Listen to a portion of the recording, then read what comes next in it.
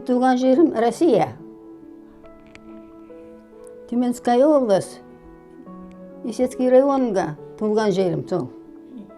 Нациям орыспен. Әке-шешем әкем соғысқа қайтып келмеген, шешем қайтыс болған баяғы. Өзім 16 жасымда келгенде военный заводқа жинап жүрген адамдарды. Военный завод ашылған, адам жетіспейді. Оқ-дәрі шығаруға. Оқ-дәрі. Сосын ауыл жүрген жас қыздар жинап, балаша жоқ әйел жинап, күйеулері соғысқа кеткесін, жас келдері қалған соларды бары заводқа жинап алып кеткен. Ол кезде мен 16 жастамын, мені дап кеткен сол ішінде. Заводқа барып, Челябинский завод жазып қойды, ЧТЗ деп, Челябинский танковый завод деп. Сөйті бар, станокта бұрын көстеген әйелдер болса, соның қасына тұрғызғамыз, 2 айға, ученик реті. Соның қасына 2 рет жұмыс істедік, 8 сағат. Азанда топырлап барымыз, уборса есікті ұрады жұмысқа деп. 7 болды деп. Жатақханада есікті ұрады. 7-де тұрамыз, жиналамыз, ішетін жоқ, жейтін жоқ. Жолға шығамыз, бары топ сол заводқа кетіп барады жаяу. Ішіне кетіп баратымыз, 7-де шығамыз. 8-де заводқа барамыз жаяу. Заводқа барамыз, 8 сағат болады, ночной смена кетіп барады, орнына біз тұрамыз. Обедті столовыйға бар тамақ жейтін едік. Тамақ ішкенде ешнәрсе жоқ жейтін күн. Bir тарелка сорпа келеді, оны алақандай нан кесіп береді булкаға. Алақан осында қалындық. Соны жейміз сорпасымен. Второй деп крышка кашка келеді, 2 касық кішкентай, соны жейміз. Болды, тоймадыма қарамайды. Гудок береді жұмысқа, айтады, жұмысқа топырлап барады, топ мені. Bir күн станок бұзылған есебі мен станок. Бұзылған осындай қолымды небеді, мынау қол қайырып қапты. Нағара қолын шығып кетін. Қалай болды бұл апа? Қолым осындай қайырып қапты да станок қасында. Деру қолымды, слесарь келді де қолымды жұлып қапты. Станок ремонтный бір бала бар. Сол қолым сол бойынша қолы үсіп кеткен осындай. Bir ay больницада жатып, есігі қайтты, қолым оны қалды, онын сүйек шығып тұр, бірақ ауырмайды. 2 қолы ауырмайды, есігі қайтқан мені. Осындай қолым болды, шүкір, бірақ баса жері аман. Соны мені 3 жыл заводта істедік. Неміске қарсы оқ-дәрі шығарған. Bir күн соғыс бітті. Күнде бірақ радиосы бар бұрышта. Sonra включать етеді, сөйлейді. Говорит Москва. Начинаем последнее известие. Соғыс туралы айта береді. Қайықта не бар, қайықта не болған, қандай болатыр. Бары соны айтып болады. Соңғы жаңалықтар тыңдаймыз. Мен 16 жасында опасный болғады деп гранатаға отырғызды. Оның іші толы адам. Бары кровейным келатыр. Стол жағалап келатыр. Гранатын тұрғызады. Ауызды бекітіп 15-20 жылжытады. Конвейермен жақын алдына келгеннен кейін міне кнопка басасын. Төбесіне дәрі төгіледі. Кішкене шлангымен. Дәл гранаттың алдында. Гранатын бары толады, басасын. Ақпай қалады, гранаты толады. Біраз гранаты жүргеннен кейін тағы кнопка басасын, оны басақатын отырады уже, басақыз отырады. Кнопка басасын, гранатын жабылады асты, бұрап қояды. Сонымен тағы жылады, тағы да. Соны гранат тексереді суға батыр, тесігі бар ма жоқ па деп. Гранатын дау болғасын, дайын болғасын, пален граната. Столмен жылжып жетіп баратын, онда жаққа түседі. Завод болса бейік өзі, 2 метр тақтаймен қоршаған. Сыртында тақтайды, сыртында колючая проволока деген болады. Соны жарты метр проволока, жарты метр тақтайды сыртына жүргізіп қойған, атамайтын болсын. Ұзын, ар бұрышында. Мына бұрышында доғалған, мына бұрышында доғалған, ақшарға ит. сүйменен жүгіреді дуал-дуалға. Мына тут бұрышта туттап шарқа ит. Дәл есіңді алдында қарауыл тұрады. Военный форма. Пропуск тексереді, кіргізеді. 3 жылдан кейін, Құдайға шүкір, соғыс бітті. Бросай, девчата, работу не надо. Соғыс война кончилась. Қуанған бары бір-бір қошақтап сүйіп жатыр. Соғыс бітті. Олдары керегі жоқ, істемеңдер болды деді. Бір кісі уже милиция, казак. Бір комната 6 кіз. Соны чайға деп шақырды дей. Шайға деп шақырды, өзі милиция чайға шақырды. 6 бардық чайға. Тоқ чайник светке қойды, чай қойды. Бұлған алмеді, кантпені, мынандай кантпені. Чай ішіп отырып, мына жерге отырды. Өзге қарап, өзім отырдық. Чай ішіп болдық. Айге болды, біраз отырдық. Қайтайын деп отырмыз.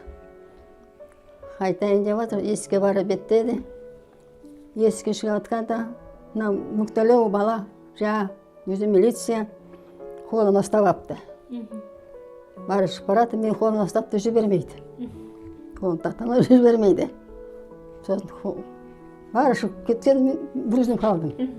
Есікті жапты да мені шығармай тұр. Казак болған мені, соғысты барған, орысша біледі судай. Ты останься здесь, мы будем вместе жить. Это ты здесь будешь жить все время, деді. Анека бармайсың енді, деді. Оны остады, шығарды өзінің комнатасына. Сол комнатасына қалдым. Сода соғыс біткенде 5-6 ай болды, сентябрьда. Соны комнатасына қалдым, соны комнатасына әлі жиын отырып ғой. Өзі бірақ ранен болған ма, сөйті госпиталда жатқан. Госпиталда шығарған да милиция жұмысқа тұрғызған. Бірақ аяғын деп не қылатын еді, аяғы да оқ тиген ма білмеймін, больницада жатқан аяғын қақстады деп. Жастайынан кетті, жетпіске жетпей кетті. 35 жылдай болған уже кеткеніне. Мен жастайынан жесір қалдым. Мынадай жігіттер болған, сәл мүктелеу. Аламыз деп тимеймін дедім, ешкімге тимеймін. Шалым қайтыс болды, Құдай алды, мен де ешкімге тимеймін. Қазір 40 немерем бар. Бар аман, бар 100 шөберем бар. 5-6 шөпшөгім бар. Бары Құдайды бергені, бары аман болсын әйтеуір. Өзіміз де аман болайық. Ондай соғыс болмасын, жаманшылық болмасын. Бары аман болсын, үлкейе берсін, көбейе берсін. Әкем өзі жетім болған. Мынақта ауылға келгенменен ешкімі жоқ. Бұл кісі байдың баласы болып жер аударылып кеткен.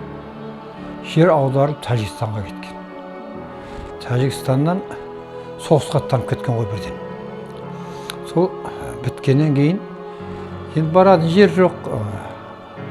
Кімге барам, не істеймін ауылға барғанда деп, сол жерде милицияға алып отырған, милицияға. Сол бандылармен күрес қой кезде милициялардың тірлігі. Соны әкем айтыпты, сен онда тағы 3 жылға бізге келісіммен қал. Милиция боласың, Курганский область, Сургут, город Сургутқа барасың. Болыпты, барамын. Сонымен Сургутқа барып, сол жерде участковый болды. Участковый болып жүріп, мен шешеммен танысады ғой. Шешем как раз соғыстың аяғы жағында, жаңа өздеріңіз байқан шығарсыздар, қолына осколка тиіп, жарақат алған. Сонымен енді шыққан, саншастан шыққан қыз екен, сонымен танысып, тұздам жарасқанда екеуі сол жерде отау құрыпты. Сосын енді ел есіне түседі. Елді сағынады. 5 жыл соғыста болды, 3 жыл армияда болды. Аз уақыт емес. Өтті қаншама уақыт. Қой, еліме қайтайын, елге барайын. Жетісай деген жер бар. Шымкент облысында Жетісайға көшіп келеді. О жерден де енді елге бір табан жақындағаннан кейін тықыршып әкем тағы да тұрғысы келмеді ғой өзі. Мен елге тағы да бір табан жақындайын деді. Сөйтіп, мына жерде Бөген Плотина деген жер бар. Төрткөлдің жанында. Соған көшіп келдік. Енді соны мына жақта, осы жақта ағайындар естіген. Сөйтіп, әй, пәленше Тілебергеннің баласы мына жақын жерде Бөгенде тұрады екен. Елге көшіріп алып келейік деп бір күні сауылдаған 5-6 мәшинемен барды ағайындар. Көшіріп осы жаққа алып келді. Бұл жерге келсек свет жоқ.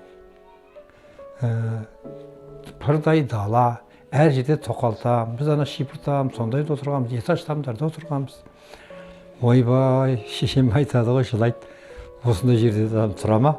Байлап қоймаса тұратын жер емес, бұны қалай күн көреміз бұны? Шалау. Ой, елім менің. Мына көлден балық асырсақ та күнімізді көреміз. Соғыс кезінде қандай қиыншылықты көрдің ғой. Саған не тұрады бұл? Түкке де тұрмайды. Біз күн көріп кетеміз. Деп, содан кейін осы жерде тұрып қалдық шырағым. Сол 65-тен бері осы арадамыз. Қара шаңырақта отқан мен, екінші баласымын. Біздің әкеміз өте қатал адам болды. Қатал болғанда ұрып соғатын емес, жалпы тәртіпке, өтірікке баулаған жоқ. Не болса да шындықты айту, біреудің ала жібін аттамау, біреуге қиянат жасамау. Біз сондай тәрбиемен өстік. Совет жағдайында, советтің кезінде оқыдық, Құдайға шүкір, жаман болғанымыз жоқ. Біреуден ары, біреуден бері күнге шығып жатқан жағдайымыз бар. Анамыз өмірінде өтірік айтып көрген адам емес. Біреуге қиянат жасап, біреудің сыртынан әңгіме айтпайтын бір тоға сондай мінез. Сол мінезі бізге де дарыған. Анамыздан дарыды, әкемізден дарыды. Қолымызда келгенше біреуге көмек беру, біреуге ешкімге қиянат жасамау. Жаңа айттым ғой, қаталдығы осындай жағынан қаталдық болды. Қанша қиыншылықтардың бәрін өткізді ғой енді жас кезінен басынан. Құдайға шүкір, әкеміз екеуі енді қосылып осынша өмір сүріп, осынша ғұмыр кешіп, бәрімізді орнына қондырып, осынша немере шөбере сүйіп отыр, Құда қаласа. Әрине, ондай ананы мақтан тұтпағанда нағыласың, 17 жасынан келген екен. Қанша қиыншылықты көрсе, Алла тағалам өмір беріп, міне осынша жағдайға келтіріп отыр. Мысалы үшін, ұлын ұяға, қызын қияға қондырып отыр. Мінекей, әуелі Алланың арқасы ғой енді. Әрине, 95 жас деген жас аз емес. Осынша бала сүйіп, қыз сүйіп, әлі жаңылысқан жоқ, сөзінен жаңылысқан жоқ, басқасынан жаңылысқан жоқ. Біз қайта ұмытып қаламыз, о кісінің баласы. Нешеде екенімізді, біздің жасымызды сол туған күніміз болса звондап тұрады. Кішкентай телефоны бар қалтасында. Бүгін сенің туған күнің ғой, мына құтты болсын, Алла өмір берсін деп. Мейлі балдарымыз болсын, мейлі шалымыз болсын, ешқайсысын ұмытпайды. Бәрін сол кісіні есімізге түсіріп, құттықтап отырады. Алла соншалықты не берген. Мына енді ол кісінің енді 72-ге толып отырмын, мысал үшін. Ол кісінің айтатын несінің тең жарымен білмеймін. Миымызда қалмайды, мысал үшін. Одан бері қарай қиыншылық көрмесек те. Әуел Құдай әке шешеміздің арқасында қиыншылық көргеніміз жоқ. Жақсы болып өстік, өндік, Құдайға шүкір. Алланың көрсеткені мыңда бір шүкір дейміз. Қуанамыз осындай анамыздың барына. Ел құрметтеп жатыр, өкімет құрметтеп жатыр. Осы еңбегін бағалағанына Құдайға шүкір, мың қатар шүкір дейміз. Жылда осындай 9 майда келеміз, шақырат бәрімізді. Стадионға барып, гүлін ұсынады, әкімшіліктер, балдар ортаға алып суретке түседі, анаусы алып кетеді, мынаусы әкетеді ортаға. Оқушылар суретке түседі, соған қуанып тұрамыз мына шетінде тұрып. Осы уақытқа шейін ол кісінің ұлтының орыс екенде жас кезімізде білмеппіз. Ылғи қазақтың ішінде өскенбіз ғой. Орыс болмаған, қазақша сөйлегесін. Анамыз орыс екенде есейе келе бар, сендердің аналарың орыс ба десе, орыс нес? Осы уақытқа шейін бұл осы сөзді естпегенбіз, біз қазақ деп келе жатырмыз ғой деп. Өзі де ақ қойдың еті бірдеңе міне арам нәрсені жолатпайды. Екі албаса жемейді, басқа жемейді, барлығын арам нәрсе деп отырады. Неге осы аттап түскенде әкемнің жеңгесі болған екен. Туған жеңгесі де өзімнің әкемнің сол кісі қолға алып үйреткен екен. Қазақтың үртісін, текемет басу, көбіп пісу, ұршық үйіру, құрт жаю, қауын құрт жаю, соның бәрін үйреткен. 2 жыл қасында болып отырып, туған абысыны ғой енді. Соның бәрін үйреніп алған ғой. Соның бәрін біздің бойымызға сіңірді ғой, мысал үшін. Соны қалай орыс деп нағыласын. Сауғаны сиыр, 5-6 сиыр сауат, қора малы болған. Туғаннан өзіміз көзіміз ашқалы жағдайымыз жақсы болған, былайымша айтқанда. Құдайға мың қатар шүкір. Ешқандай қиналып киім киіп, қиналып бір тамақ ішкен адам емес. Бәрін қаптап алады әкем. Әкеп үйіп қояды. Әуел Құдай сол әке-шешеміздің арқасында соның бәрін жап-жас болып ойына сіңіріп, бізге де соны сіңірді ғой, мысалы үшін. Осындай, міне осындай болсаңдар, барған жерлеріңде бақытты боласыңдар. Құдайға шүкір, барған жерімізде бәріміздің де ата-енеміз болды. Осы 6 қыздың да. Біреуі бетімізге кеп, мынау келіміз деген жоқ. Әке-шешелеріңе мыңда бір рахмет, тәрбиелеген әке-шешелеріңе мыңда бір рахмет деген жақсы сөзінен басқа сөз естіген емеспіз. Сол анамыздың жақсылығының арқасы шығар. Оның үстіне момын болды, барынша бір баланы ұрып, бір балаға ұрсып, бір жаман сөз айтып, аузынан ондай сөз шыққан емес. Біреу болғасын ба, мына жақта туысқаны жоқ, не болғасын ба, біреумізді әке, біреуміз шеше, осы уақытқа шейін айтады. Сендер 6 қызымды 6 төркінім деп есептеймін дейді. Енді айналамда жүргеннен кейін біз келсек мәз болып қуанып қалады. 2 баласын да сөйтіп есептейді балдарым деп. Сонымен осы келе жатырмыз өстіп қарақтарым. Мен алғашқы осы отанға келген кезде енемнің басқа ұлтта екенін көріп, енді қалай сыйласам, қалай сіңісіп кетемін деп қатты толғандым. Жоқ, бекер қорыққан екенмін. Енем өте керемет кісі екен. Біліп келгенімнен білмегенім көп болды. Келгенде жаңағы енді тамақты істеймін, бірін енді жақсы істеймін, бірін нашар істеймін. Сен нашар істедің демеді. Әйтеуір бұйырғаны ішіп отырдық. Кейіннен мынадай істе, сен ондай істеме. Әсіресе қамыр жаю мен нан жабу өте мен үшін қиын болды. Енем кіргізіп, басқа асханаға кіргізіп, бірінші мынаны дайында деп нан ашытуды үйретті, нан жабуды үйретті. 1-2 рет қиналдым, күйдіріп алдым Оған енем ашуланған жоқ, күлді. Енді ұрысса қандай болар, шошып кетермем жоқ, күліп. Келесі жолы дұрыстап, адам 1-2 істегеннен үйренеді ғой, үйреніп ал деп. Келгеннен жұмыс істедім. Мен келгенде енем 45-те тұғын, 45 жасында тұғын.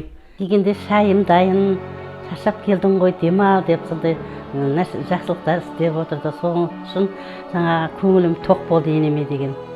Анадай нан жапқан кезде шамал толқып, наным қандай болар екен деп қайта-қайта пешкеге қарап, жоқ, Құдай қаласын, Құдайға шүкір үйрендім, енем үйретті.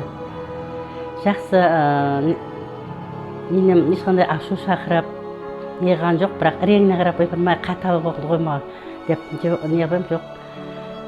Көп нәрсе өзі келгенде де қиыншылық көрген екен. Енді енесі болмағаттан көрші туысқан енесі болған екен, соның тәрбиесін айтып, сондай қиыншылықтарын көріп неғылды. Енді менде де әке шешем болды ғой, бірақ соның тәрбиесі, бірақ сонда да сыртта жүрдім, оқыдым. Сыртта көбінесе жеңгелерім болды.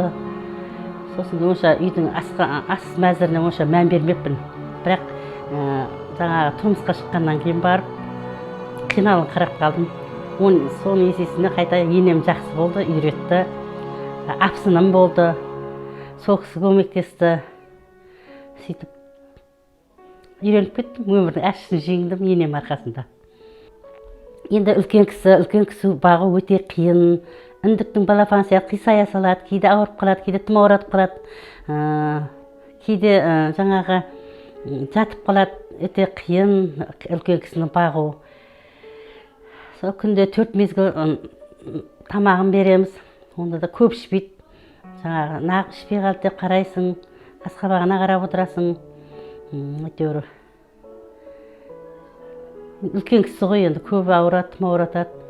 Көп қараймыз жағдайына, қасқабағына көп қараймыз, енді жас кездегідей емес қазір. Енді мен де 5 келдім, бірақ ене деп ойламаймын өзім енем тұрғанда.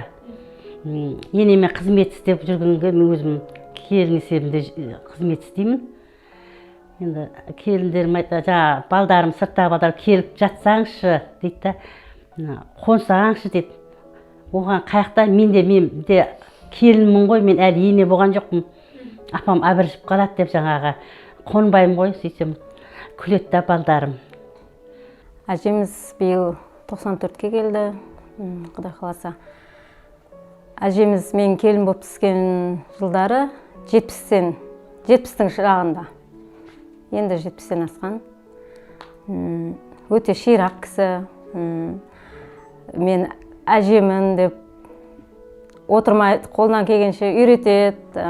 Ең бірінші келген кезде ең бірінші нан жабуды, сиыр саууды үйреткен 70-те болса да. Одан кейінгі әжеміздің, енді менің енем одан кейінгі келіні ғой енді, екінші келіні. Ол кісі көбіне жұмыста болған кезде сол үйде әжеміз екеуміз қаламыз. Сол әжемізден үйренеріміз көп, әрине.